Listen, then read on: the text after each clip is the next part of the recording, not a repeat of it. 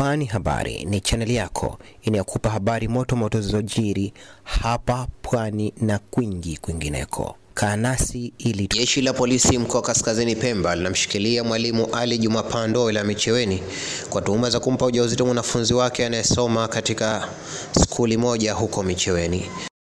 Na baada ya kupokea hayo malalamiko, polisi tulifungua kesi na hatimaye kuendelea na uchunguzi na hatimaye kupeleka hospitali kwa ajili ya kupata vipimo kuthibitisha hayo aliyoyasema mzazi, na ilithibitika kwamba yule mtoto ana mimba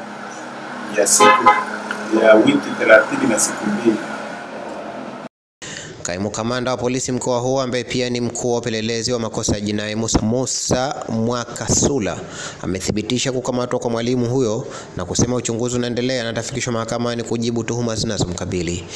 Kamanda Musa alisema jeshi la polisi lilipokea malalamiko kutoka kwa familia mwanafunzi huyo wakilalamika kuwa mtoto wao ana ujauzito, ambapo baada ya kufuatilia alimtaja aliyempa ujauzito huo kuwa ni mwalimu wake Ali Juma Pando, na aliweza kumtaja aliyehusika na hiyo mimba kwamba ni mwalimu ambaye anamfundisha katika hiyo shule. Mwalimu huyo anaitwa Ali Juma Pando na tumefanikiwa kumkamata na tunaye.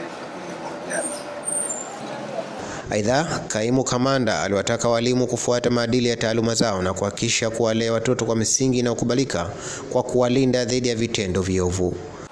Wito wangu ni kwamba kama ulivyosema, walimu wana ethics zao na wale ni wazazi kama alivyo mzazi aliyeko naye kule nyumbani. Kwa hiyo tuwaombe walimu kwamba wasiwafanye wale watoto wanapopelekwa pale kwamba ndio wamepata wake au wachumba, wawalee kama wanavyowalea watoto wao wa nyumbani.